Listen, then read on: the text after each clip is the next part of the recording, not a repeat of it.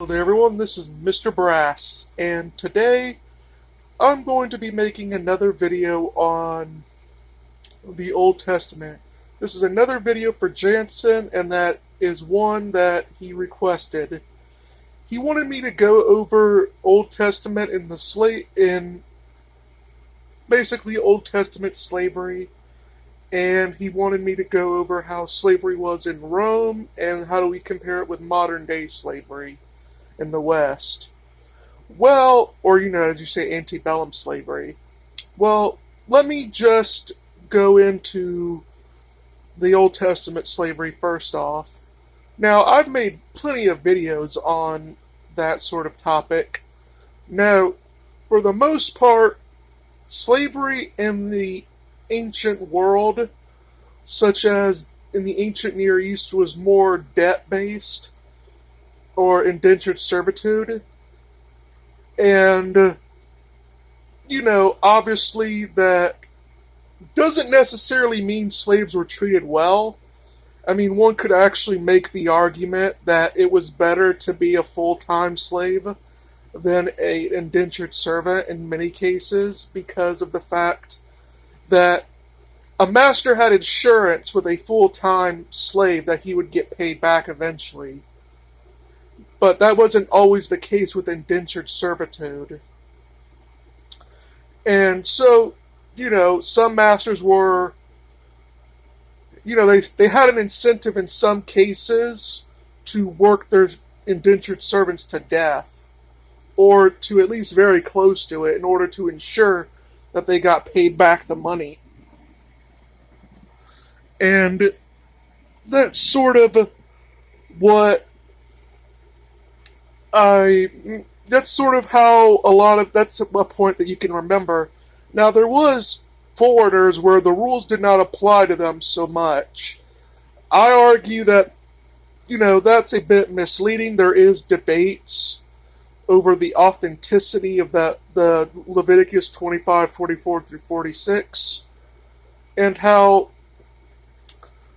I also believe that it was also a measure of trying to encourage the foreigners into becoming Israelites. And there still were ways that they could shorten their time while they were in there. All that it meant was, in that Leviticus one, is it meant that according to the rules of Jubilee, which is an ideal, and we don't even know how often, if all, it was practiced. But even all that it meant, even assuming that it was practiced, all it really meant was, according to these rules of the Jubilee, a foreign slave could not be returned. That did not mean, however, under other rules they couldn't be. Foreigners could not be released. It just meant in accordance to the Jubilee they couldn't be. Now, still, there are many reasons for that, but, some are probably better than others. But I don't want to make it seem like I'm defending it, because it was messed up in so many ways, but that is just how it is. In ancient Rome, it was sort of a bit differently, where, it was more, I would say, more employment-based, and it was sort of a way of integrating war captives into the society, because that's where the vast majority of the slaves came from. They came from conquered lands and people that sold themselves into it. Now, one should note that, with Rome slavery, there were some areas where they treated slaves better than others, and some where they just simply abused them. So, yes, it wasn't all hunky-dory, but I would say, generally speaking, that there were, in both the Roman conception and the ancient Near East conception, freedom was seen as not something that humans ever actually had. I mean, that's why I say it's a bit confusing to say there is such a thing as he, free Jews and like the free Romans, because freedom for many ancient people was something that not humans had. Basically, there were levels of freedom, but ultimate freedom came down to the gods. Let's just put it this way: the most free someone could possibly be in a society was to be the king, and they would be the slave to that god. That was the highest order that they could be in a hierarchical system. Just a slave to God. And it was a denigration for anything else in some ways. Now, in ancient Roman times, a person could work off their debt, or they could just work it off. They could make an arrangement with the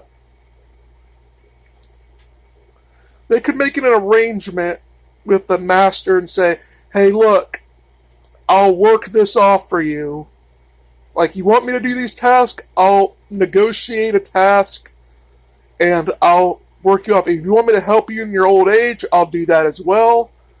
And that's simply how it would work in some cases. So, generally speaking, there was a mindset, even with guys like Aristotle, that slavery was something that could be permanent, but it didn't have to be. And you could work and better your life, even in midst of slavery. Now, this is much different than specific race-based slavery that happened in the South in modern America, because it completely dehumanized the slave. Where that, obviously it did happen in the ancient times, but it wasn't predominant. You didn't really have to dehumanize. You could shame, like, it was still a status degradation even after you left slavery in these ancient cultures, but it didn't require a whole great deal of dehumanization. And in America, that the dehumanization that came with race-based slavery was because we have this Enlightenment notion that all men are equal.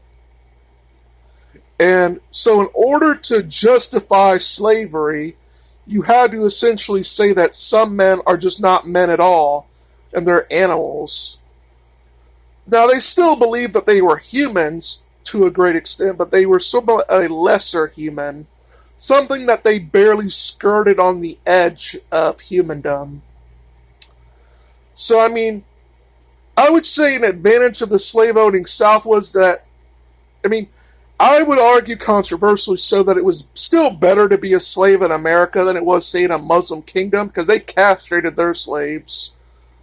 So, that's how it goes in many cultures. Like, the reason why Christians didn't oppose slavery to some great extent, because there was never one singular slave culture. In some cultures, Christians justified slavery on charitable grounds. They said it was their way of doing Christian charity, of taking someone in or helping someone out and civilize them. That was a justification for many people in the South, even though I would argue that was bullshit on many of their parts. Because even when their slaves were a bit civilized and they had become accustomed, they still didn't want to release them, because they profited off of them too much to do so.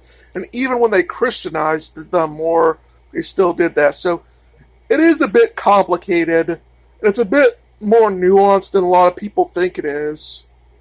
Again, that's not to say that these situations were moral, they clearly aren't, but modern-day American slavery was much more harsh and brutal. It required much more dehumanization, and it was more specific. They wanted to make sure that you knew who the slaves were. Because back in ancient world times, you didn't know really who could have been a slave in some circumstances, because in many times, someone from your own tribe could be a slave. Someone that looks roughly like you, or that wasn't the case in modern American slavery. Now, that wasn't always true. They had other ways of knowing, but, I'm just saying that there's a bit complexities in that. Well, I hope that's answered a lot of your concerns, Jansen. Well, that is all for today. This is Mr. Brass saying goodbye and get wise.